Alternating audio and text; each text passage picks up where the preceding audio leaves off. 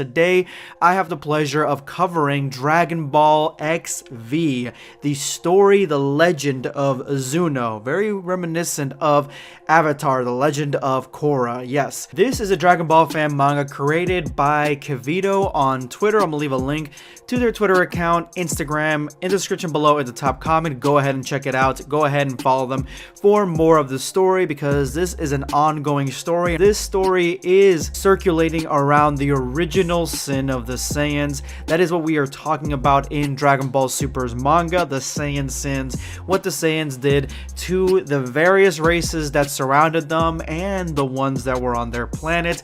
This is the one that Dragon Ball Super won't talk about, but it is as important, and I cannot wait to jump into this. The events of the story are taking place on planet Flora, at least at the beginning, and this planet is really interesting. It seems to be a planet that is covered in forest and jungle. Obviously the name kind of gives it away, but what I do find very interesting is the design of the planet. I normally don't comment on the design of the planets because I feel like that's not something that is made so extravagant or very original when it comes not only to Dragon Ball Super's manga, but in fan mangas as well, because planets are just planets. I mean, they have different colors or whatever. They may have a ring or two, but that's basically it.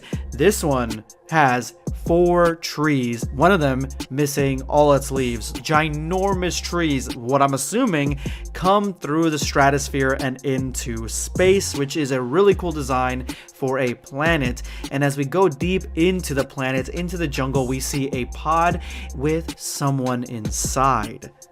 And as the pod finishes up whatever it is it's doing, it starts saying Project Safurian Hybrid, extraction perfected.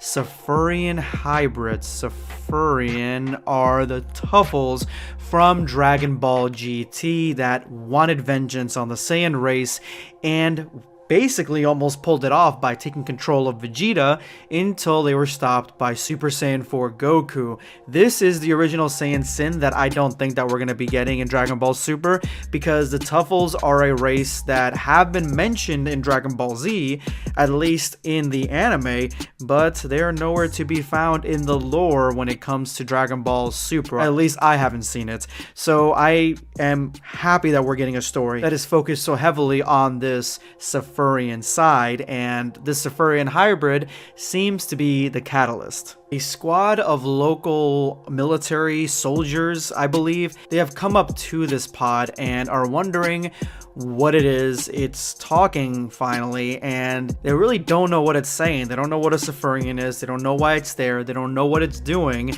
and this is the closest that any of them have really gotten to this mysterious pod. But the energy and ki that is radiating from this pod is sinister and strong. It's just getting stronger and stronger, so they need to do something quick, because this could be a matter of national security or planetary security. As you can see behind the Flora people, you see their houses, you see their dwellings.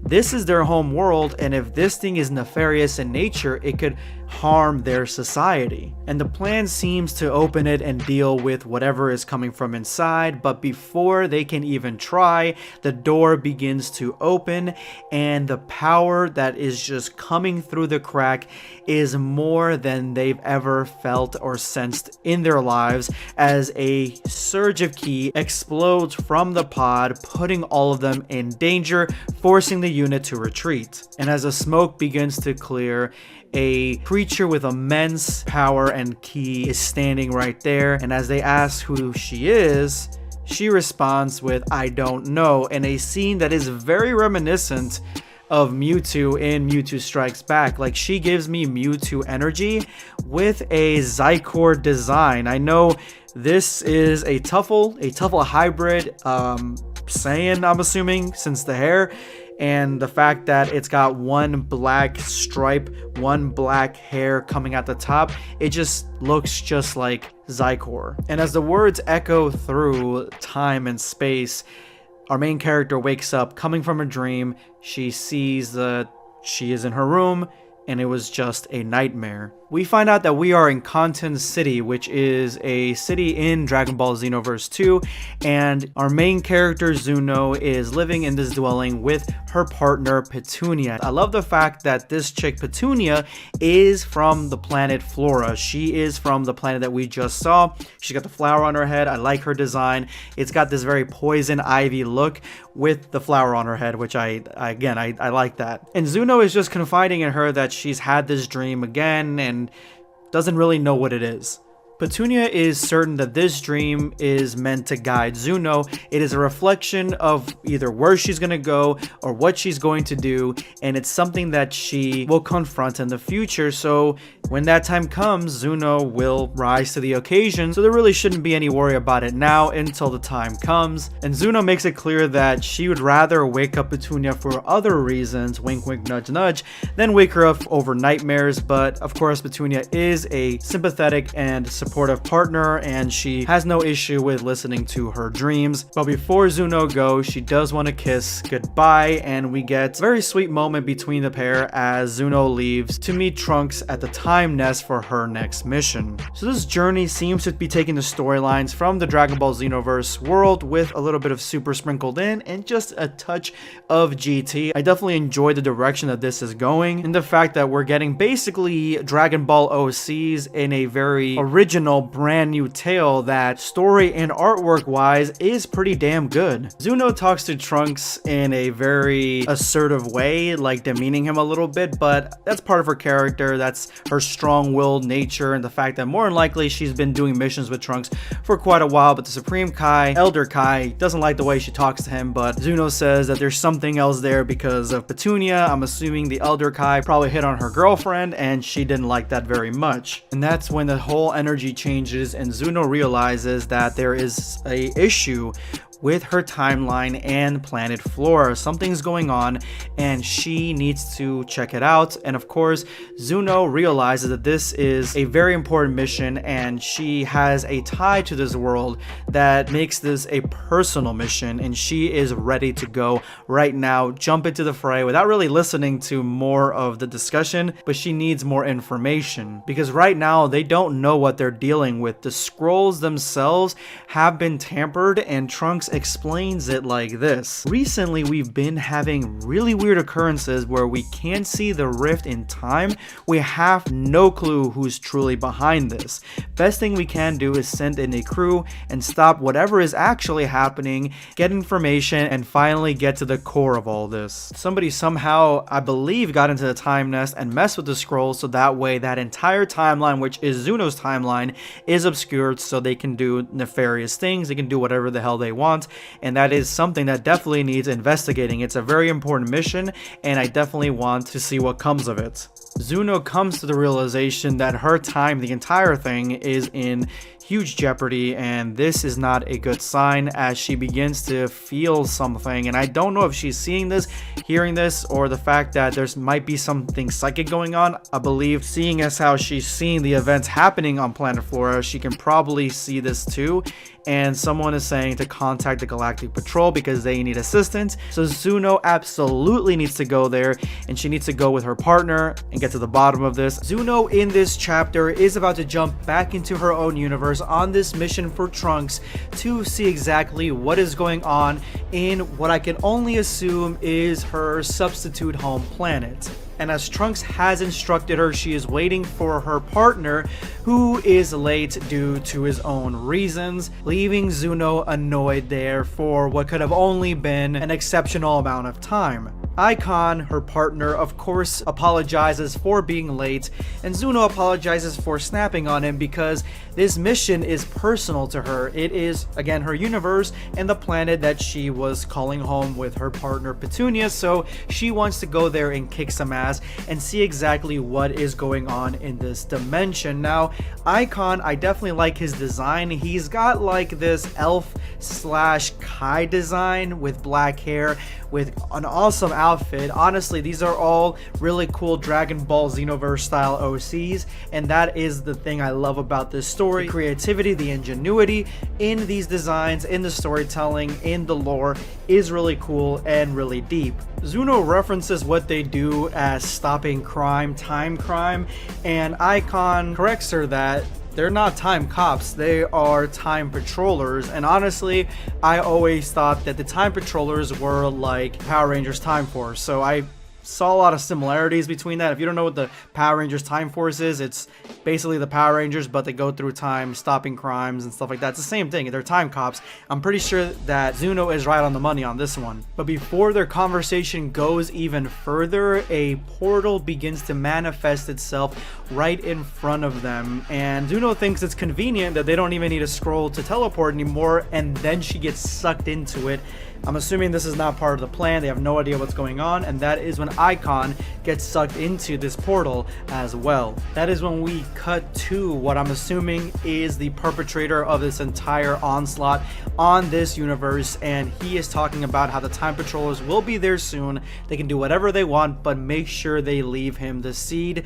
Honestly, this looks like Fu just from the glasses alone and the design. I could be wrong, but this looks like Fu from Xenoverse and Heroes. But the villains honestly look very demonic, in a mixture, a heavy mixture of what we think classical demons look like and what the demons in Dragon Ball Xenoverse and Heroes actually look like. I definitely like these designs. Very Hot Topic-esque, if I do say so myself. Cut to the original team that was out scouting the pod, and they seem to have been devastated. Now, it is unclear whether they're devastated from the Sufurian that they found or these demons, but it looks like right now the demons are mopping everything up, so it could be possible the Sufurian ran off and the demons are here to face off against the squad, maybe chasing the Sufurian, trying to find them, while it also looks like it's lights out for this character that seems to know Petunia, which is, again, Zuno's partner. But before death comes to this Florian, which is what I can only assume their name is, Zuno jumps in to save the day, challenging the demons to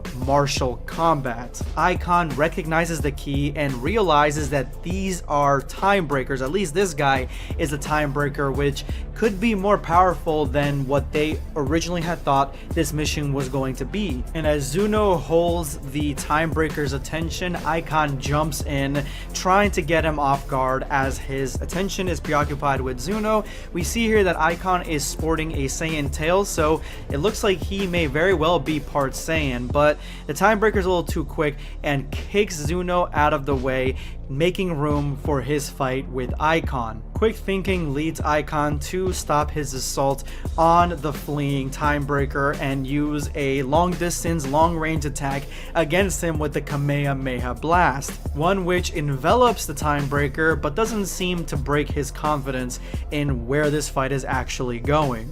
And this is why he quite literally just goes right through the Kamehameha blast, hitting Icon right into his ribs, the left side, breaking them as the explosion from the Kamehameha wave envelops them. The Timebreaker believes that he has taken Icon out of the fight until Icon recuperates and challenges him again, even leading this guy to say, "Why are you getting back up? Aren't your ribs broken?" So he actually probably did some significant damage to this guy, but seeing as how he is part Saiyan and part Kai, I'm thinking, I don't know, that would be a pretty interesting combination, but he is a split of something. He seems to be just fine, or at least hiding his pain. Timebreaker tells him that he doesn't need the Timebreaker form to destroy this pest and jumps into action, attacking him with a flurry of punches and strikes, trying to take him down and overwhelm him, seeing as how he is essentially critically wounded, so he would be a lot more sluggish, a lot more slow in this ensuing combat. And it's honestly safe to say that the Timebreaker does have the advantage in this fight, leading to more explosions and destruction of the surrounding forest. And it looks like Zuno is damaged, maybe from the fallout of the ensuing blast and explosions. I think that she needs to jump in right away to save her comrade, because this Timebreaker is no joke. She needs to get in there and get at him as fast as possible. I honestly think this is probably why the Time Patrollers need to work as a unit, so that way cohesively they can attack multiple units to one. but Zuno forgot about his accomplice and lets her get in right in range for a devastating blast to the face, to her pretty face, quote unquote, even though Zuno doesn't believe rough can be beautiful. Saved in the nick of time by another time patroller, another Saiyan coming in clutch, saving Zuno from a devastating blast to the face.